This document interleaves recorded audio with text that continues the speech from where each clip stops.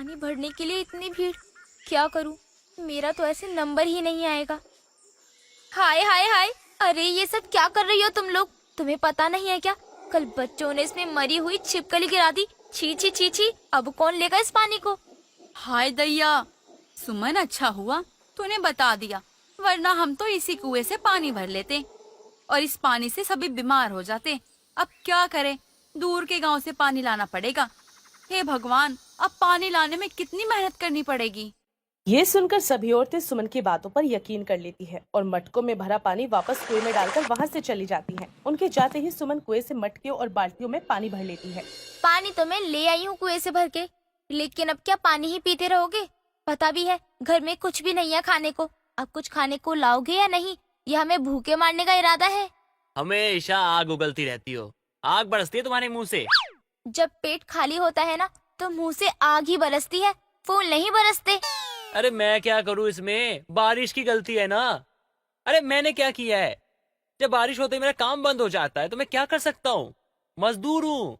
अब ये तो नहीं है किसी घर में जबरदस्ती चला जाऊं, बोलूं काम करवाओ, बोलेगा बारिश हो रही है, मैं ही काम करवाओ। अरे ऐसा थोड़ी चलता है यार। अरे तो कोई ऐसा काम ढूंढो ना जो 12 महीने चले। घर से निकल जाओ और जब तक कोई काम ना मिले ना, घर में वापस मत आना। अरे अरे अरे अरे मत करो, जाकर काम ढूंढो और खाने के लिए कुछ लेकर आओ। अगर खाने के लिए कुछ लेकर नहीं आए ना, तो मैं तुम्हें खा जाऊंगी। पत्नी का गुस्सा देखकर राकेश गांव में काम की तलाश में निकल जाता है। चलते चलते उसकी चप्पल भी टूट जाती है। अरे भगवान, क्या मुसीबत है, अब इसका भी नुकसान हो गया। अब इस चप्पल को भी अभी टूटना था। एक तो मेरी पत्नी ने मेरा जीना हराम कर रखा है, ऊपर से चप्पल ने भी साथ नहीं दिया। आज तो लगता है वो सच में मुझे खा जाएगी। ये लो भाई, चप्पल जोड़ दो। अरे 20 रुपए लगेंगे भैया। अरे भाई, क्यों गरीब को लूटना चाहते हो? 7 रुपए में जोड़ दो। अरे भैया, महंगाई का तो जमाना है। अरे भैया, सिलवानी है तो 20 रुपए दो। 7 रुपए में तो समोसा भी नहीं आता है।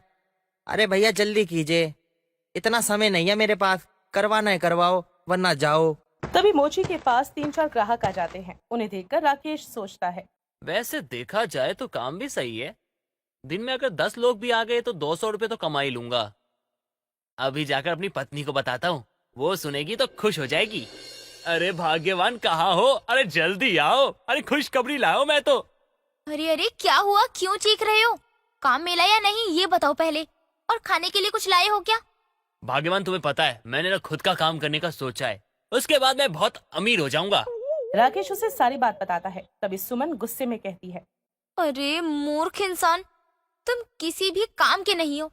एक काम भी नहीं होता तुमसे। मोची का सामान क्या तुम्हें कोई फ्री में दे देगा? उसे खरीदने के लिए क्या पैसे नहीं चाहिए? ऐसा करो, तुम अपना ही काम करो जो करते हो। मैं ही गांव में जाकर कुछ देख कर आती हूँ अब। इतना कहकर सुमन काम ढूंढने के लिए निकल जाती है। सुमन को कहीं काम नहीं मिलता। तभी उसे एक औरत हाथ में खाने का टिफिन लिए हुए आते हुए दिखाई देती है। अरे बहन जी सुनो, ये टिफिन लिए कहाँ से आ रही हो तुम? क्यों बहन जी, क्या हुआ? मैं तो बड़े घरों में नौकरानी का काम करती हूँ। बड़े अच्छे होते हैं ये अमीर लोग। अरे नहीं नहीं बहन जी, कुछ नहीं हुआ। मैं भी बस काम की तलाश में ही निकली थी, लेकिन कोई काम ही नहीं मिल रहा। अरे बहन, तो तुम यही काम कर लो ना, मैं लगवा दूंगी तुम्हें काम पर। अरे बहन, काम तो अच्छा है ना ये? अगर तुम मेहनत करने वाली औरत हो तो फिर अच्छा काम मिल ही जाएगा। मेहनत और ईमानदारी से तो सब कुछ होता है। ये काम ऐसा है ना जो कि कभी भी बंद नहीं होता है, सालों साल चलता रहता है। ये सब सुनकर तो सुमन नौकरानी का काम करने की ठान लेती है और वो औरत गिरधारी लाल और दौलत राम के घर उसको काम पर लगवा देती है। अगले ही दिन से वो काम करने लगती है और धीरे धीरे अपनी ईमानदारी और मेहनत से वो सबका भरोसा जीत लेती है।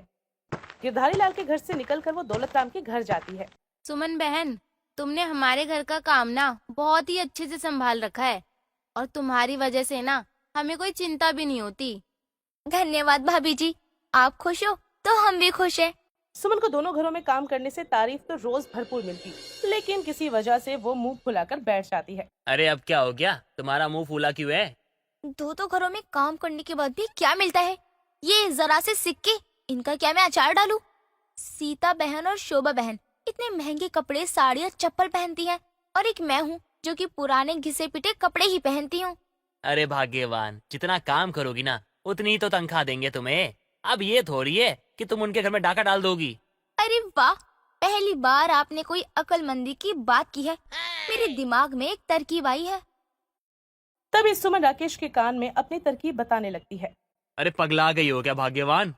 अगर आपने मेरा साथ नहीं दिया ना, तो मैं ये घर और आपको हमेशा हमेशा के लिए छोड़कर चली जाऊंगी। हाँ नहीं तो। राकेश अपनी पत्नी से बहुत प्यार करता था, इसलिए वो उसकी हर हाँ में हाँ करता, क्योंकि वो उसके बगैर नहीं रह सकता था। मालिक, मुझे आपसे एक बात कहनी थी। हाँ हाँ सुमन, बोलो क्या बात है। वो मालिक, मैंने सुना है दौलत राम जी ने आपके कपड़ों की नकल करके उन्हें सस्ते दामों पर बेचना शुरू कर दिया है।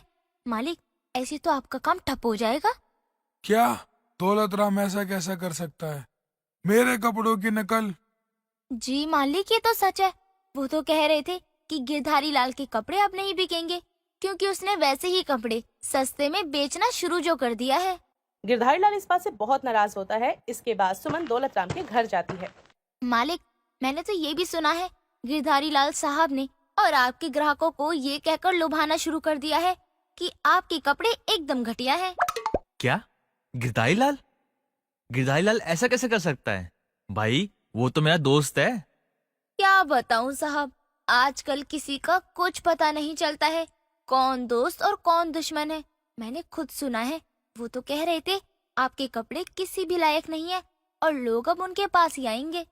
दौलत राम भी इस बात से बहुत नाराज होता है और दोनों के बीच तनाव बढ़ जाता है और वो एक दूसरे से बात करना भी जरूरी नहीं समझते। सुमन अब उनकी पत्नियों के बीच में भी ये एजे लगाने की योजना बनाती है। भाभी जी, सीता भाभी कह रही थी आपका पहनावा तो बहुत खराब है और आपकी साड़ियाँ भी काफी पुरानी लगती हैं। क्या सीता ऐसे कह रही थी मेरे बारे में? अच्छा, उसको तो मैं बताती हूँ कि असली पहनावा होता क्या है। तू रुक अभी, मैं ना तुझे अपनी सारी साड़ियाँ देती हूँ और मैं तो नई लेके आऊंगी अपने लिए। शोभा अपनी सारी साड़ियाँ सुमन को लाकर देती है। सुमन ये देखकर बहुत खुश होती है। उसके बाद वही सुमन शाम में दौलत राम के घर जाती है। अरे भाभी जी, आपको एक बात और बतानी थी। हाँ बोलना, क्या बात है? अब पता नहीं आप मेरी बातों पर यकीन करोगी कि नहीं करोगी। अरे बोलना, क्या बात है? मुझे तुझ पे पूरा यकीन है। वो भाभी जी, शोभा भाभी है ना, वो आपको कह रही थी कि उसे देखकर तो ऐसा लगता है जैसे मछुआरे की पत्नी हो। ऐसी गरीबों जैसी साड़ियाँ पहनती है वो। क्या? सच में? उसकी इतनी हिम्मत? मुझे तो पहले से ही पता था कि वो ना मुझसे बहुत ज्यादा जलती है। तू रुक, अभी जाके ना उसकी क्लास लगाती हूँ। अरे नहीं नहीं भाभी जी, खामखा बात बढ़ जाएगी और फिर आगे से मैं आपको उनके बारे में कुछ बता नहीं पाऊंगी कि वो आपके बारे में क्या सोचती हैं। बात तो सही कह रही है, वो है ही जल कुकड़ी कहीं की। सुमन ने गिरधारी लाल और दौलत राम के परिवारों के बीच अनकही दुश्मनी पैदा कर दी थी। वो लोग एक दूसरे से चिढ़ने लगे थे। ऐसे ही जब दोनों की बेटियों का एक ही समय पर रिश्ता पक्का हो जाता है, तो शोभा ने सोचा कि इस मौके पर भी दुश्मनी को खत्म कर देना चाहिए। तभी वो सुमन से कहती है, सुमन, ये ले मिठाइयाँ और शादी का कार्ड लेती जा। सीता बहन के घर दे दियो और कहना कि मेरी बेटी का रिश्ता पक्का हो गया है। ठीक है मालकिन, मैं भी देकर आती हूँ। लेकिन रास्ते में सुमन सारी मिठाइयाँ खा जाती है। जब वो सीता के घर पहुंचती है, तो सीता ने भी सुमन के हाथ मिठाई भिजवाई थी, लेकिन इस बार सुमन मिठाई को अपने घर ले गई। मैंने सीता के घर मिठाइयाँ भिजवाई, लेकिन ये नहीं हुआ कि वो भी भेज दे मेरे लिए मिठाइयाँ। मुझे ही बड़ा शौक चढ़ा था उसे मिठाई भिजवाने का। लेकिन शोभा ना इस लायक है नहीं जितना मैंने उसे समझा। अरे उससे ये नहीं हुआ कि मिठाई भिजवा रही है तो उसके बदले में मैं भी मिठाई भिजवा दूं। अब आखिर में सुमन उन्हें धोखा देने का प्लान बनाती है, जिसके लिए वो इतने समय से तैयारी कर रही थी।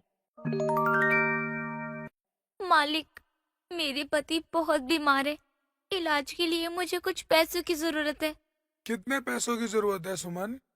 मालिक, कम से कम 50,000 रुपयों की। अच्छा ठीक है, ये लो, जब पैसे आए तो लौटा देना। गिरधारी लाल सुमन की बात पर यकीन करता है और उसे पैसे दे देता है। सुमन पैसे लेकर गायब हो जाती है और काम पर वापस नहीं आती। उसका पति इतने सारे पैसे देखकर बहुत खुश होता है। अरे वाह वाह वाह, आखिरकार तुमने अपने मन की मुराद पूरी कर ही ली। अरे अभी कहाँ, अभी तो आप बस आगे आगे देखते जाओ कि मैं क्या करती हूँ। वही अब गिरधारी पंचायत बुलाने का फैसला करता है। सरपंच जी, सुमन ने मेरी मदद का फायदा उठाकर मुझसे बहुत सारे पैसे ले लिए और अब काम छोड़कर भी भाग गई है। हम लोगों को उसे सजा देनी होगी। हम ऐसे कोई फैसला नहीं कर सकते और न ही किसी को कोई सजा दे सकते। पहले हम सुमन की भी सुनेंगे, उसके बाद कोई फैसला करेंगे। और फिर पंचायत में सुमन और उसके पति गिरधारी लाल, शोभा, सीता, दौलतराम और गांव के सभी अन्य लोगों को बुलाया जाता है। अरे सुमन बेटा, तुम पे गंभीर आरोप लगे। ये गिरधारी लाल का कहना है तुमने धोखाधड़ी की है, पैसे ले लिए और काम छोड़कर भाग गई। क्या ये सच है? सरपंच जी, दरअसल ये झूठ है। इन्होंने मुझे खुद काम से निकाला था। इसी बीच दौलतराम और सीता बोल पड़ते हैं। सरपंच जी, गिरधारी लाल सबको नीचा दिखाने की सोचता है। हाँ, और ये गिरधारी लाल की पत्नी भी ना कुछ कम नहीं है। वो भी सुमन को ना हमेशा ही परेशान करते रहती है। मैंने खुद देखा अपनी आंखों से। अरे सीता बहन, कितना झूठ बोलोगी। सुमन ने मुझसे ये कहा था कि उसका पति बीमार है और ये कहकर मुझसे वो पैसे लेकर गई थी। अरे कैसी बात कर रहे हैं, कितना झूठ बोलेंगी आप। देखिए जरा, मैं बिल्कुल ठीक हूँ। सरपंच साहब, दोनों पति पत्नी झूठे हैं, एक नंबर के। मुझे और मेरी पत्नी को फंसाना चाहते हैं। तीनों की बातों से सुमन को सहानुभूति मिलने लगती है। सुमन के खिलाफ कोई सबूत नहीं है, बल्कि गवाह उसके हक में है, इसलिए सुमन आजाद है। लेकिन सरपंच जी, उसने मेरे साथ धोखा किया है। देखो अब फैसला हो चुका है, तो ज्यादा मत बोलो। गिरधारी लाल के यहाँ काम छोड़कर उसने सरपंच के यहाँ पर काम करना शुरू कर दिया। वो सरपंच की बहुत ही चहेती बन गई। इस दौरान एक दिन सीता अपने गहनों की पॉलिश कराने के लिए जा रही थी, तभी उसे घर की ओर आते हुए सुमन दिखती है। सुमन सुनो, मैं ना जरा बाजार जा रही हूँ, गहनों की पॉलिश करानी है मेरे को, तो तुम ना घर का ख्याल रखना, ठीक है? अरे मालकिन, आप क्यों तकलीफ कर रही हो? मैं आपके गहनों की मरम्मत करा के ले आऊंगी, आप मुझे दे दीजिए। ठीक है, वैसे भी तू ना भरोसेमंद औरत है, और ध्यान से लेके जाना गहनों को, ठीक है? सीता यकीन करके अपने सारे गहने सुमन को सौंप देती है, लेकिन सुमन तो गहने लेकर गायब हो जाती है। फिर वो दोबारा सीता के घर काम करने नहीं जाती। ऐसे ही दिन गुजरते हैं। सीता दौलतराम के साथ सुमन के घर पहुंचती है। चारों में खूब बहस होती है। थक हार कर सीता ने पंचायत में शिकायत दर्ज करवाई। अरे सुमन बेटा, तुम पे दौलतराम के गहने चुराने का आरोप है, कैसा चाहिए? सरपंच जी, मैंने तो ऐसा कुछ भी नहीं किया है। ये सिर्फ एक गलतफहमी है। अच्छा जी, तो ये गलतफहमी है? अरे तूने ही तो लिए थे मेरे से गहने, ये बोल के कि मालकिन मैं ही पॉलिश करा दूंगी। सरपंच जी, ये देखो कितना झूठ बोल रही है, ये बहुत शातिर औरत है। तभी गिरधारी लाल कहता है, सरपंच जी, मुझे लगता है दौलतराम और उसकी पत्नी सुमन को फंसा रहे हैं ये लोग। हाँ, सीता ना हमेशा सुमन से जलती रहती थी और वो ये नहीं चाहती थी कि वो हमारे घर काम करे। अरे ये क्या कह रही हो बहन, इसने भी तो तुम्हारे साथ यही किया था। तुम मना क्यों कर रही हो? तुम तो सारी सच्चाई जानती हो ना, फिर क्यों ऐसा कर रही हो? तभी शोभा धीरे से सीता से कहती है, तुमने हमारी मदद की थी, जो हम तुम्हारी करें। अरे सुमन ऐसा नहीं कर सकती, अब मैं जानता हूँ। सुमन तो मेरे घर में भी काम करती है। सुमन एक बार फिर से बच जाती है और ऐसे ही रात हो जाती है। दोनों पति पत्नी घर पर पहुंचते हैं। अरे वाह, तुमने तो कमाल कर दिया। अब हमारे पास बहुत सारे पैसे और गहने हो चुके हैं। चलो शहर चल के रहते हैं। चलेंगे, शहर भी चलेंगे। पहले एक बड़ा हाथ तो मार लूं। अब कौन से बड़े हाथ की बात कर रही हो? अरे बुद्धू, मैं सरपंच के घर में हाथ मारने की कह रही हूँ। अरे पगला गई हो क्या? इतना ही काफी है, अब ज्यादा का लालच मत करो। अरे तुम चुप रहो, खुद तो तुमने जीवन में कुछ किया नहीं है, और अब जब मैं कर रही हूँ तो तुम्हें दिक्कत हो रही है। राकेश सुमन को बहुत समझाता है, लेकिन वो उसकी बात नहीं सुनती। वो अपने पति से कहकर जायदाद के कागज बनवाती है, जिसमें लिखा होता है कि सरपंच की सारी जायदाद सुमन के नाम है।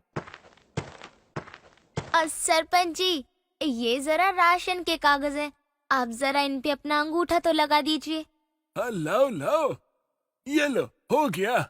सरपंच बिना सोचे समझे कागज पर अंगूठा लगा देता है। अंगूठा लगते ही सुमन के तेवर बदल जाते हैं और वो सरपंच का हाथ पकड़कर बाहर ले जाती है। अरे सुमन बेटा, क्यों बदतमीजी कर रही हो? अब पागल हो गई हो क्या? क्या कर रही हो? ए, चुप कर बे बुढ़े। अरे तूने अपने हाथों से ना अपनी सारी की सारी जायदाद मेरे नाम कर दी है। अब ये घर मेरा है, इसलिए फौरन अब यहाँ से चल दफा हो। और गांव में अब तेरा कोई यकीन नहीं करेगा कि ये कागज धोखे से मैंने अपने नाम कराए हैं, बल्कि अब पूरे गांव को लगेगा कि तूने खुद ये मेरे नाम किए हैं। हाय राम, ये क्या कर दिया? अरे अरे धोखेबाज! अरे मतलब सीता और शोभा सही कह रही थी, तूने उन्हें धोखा दिया था। अरे जाओ जाओ, यहाँ खड़े खड़े मेरा दिमाग मत खाओ। अब सरपंच सभी गांव वालों को पंचायत में बुलाता है, लेकिन गिरधारी लाल और दौलत राम दोनों इसका साथ देने के लिए तैयार नहीं होते। अब हम में से कोई भी तुम्हारा साथ नहीं देगा सरपंच जी। तुम्हें अपने कर्मों की सजा मिली है।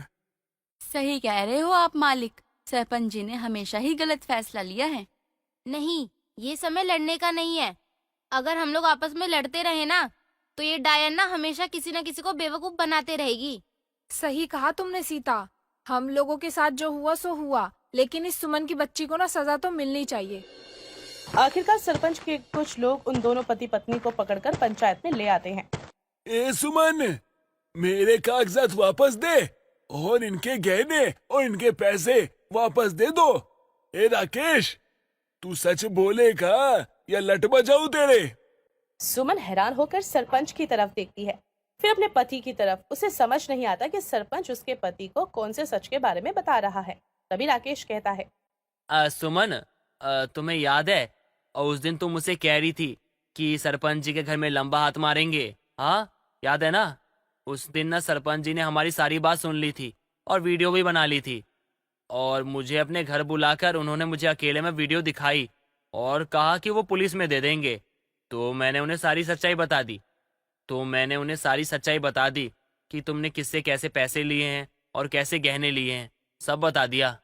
राकेश को मैंने उसके बाद मना कर दिया कि अपनी पत्नी को कुछ ना बताए और जैसा वो सोच रही है वैसा ही होने दे।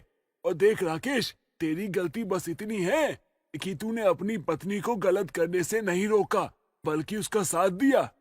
सारा सच जानने के बाद सुमन का सर शर्म से झुक जाता है। मुझे माफ कर दो सरपंच जी, मुझसे बहुत बड़ी भूल हो गई। मैं आप सभी से माफी मांगना चाहती हूँ, मुझे माफ कर दीजिए। तो मेरा फैसला है कि सुमन और उसके पति को पूरे जीवन के लिए कारावास में डाल दिया जाए। यही इनकी सजा होगी। नहीं नहीं सरपंच जी, इतनी बड़ी सजा मत दो हमें। अरे अब क्यों रो रही है? हाँ, क्यों रो रही है तू? तुझे समझाया था ना कि जितना है उतना ही काफी है, लेकिन नहीं, तुझे तो अमीर बनना था। भूत सवार था ना तेरे ऊपर अपनी चालाकी दिखाने का, अब दिखा चालाकी। ये सजा सुनकर सुमन बौखला जाती है, कर माफी मांगने लगती है। तभी सरपंच जी कहते हैं, अरे बस कर सुमन, तुझे तेरी गलती का एहसास हो गया, वही बहुत है। लेकिन अब मैं ये नहीं चाहता कि तू इस गांव में रहे, तो तुम दोनों अपना सामान लो और गांव से निकल जाओ। तुम दोनों को गांव से बेदखल किया जाता है। ऐसे ही अपने कर्मों से दोनों बेदखल हो जाते हैं।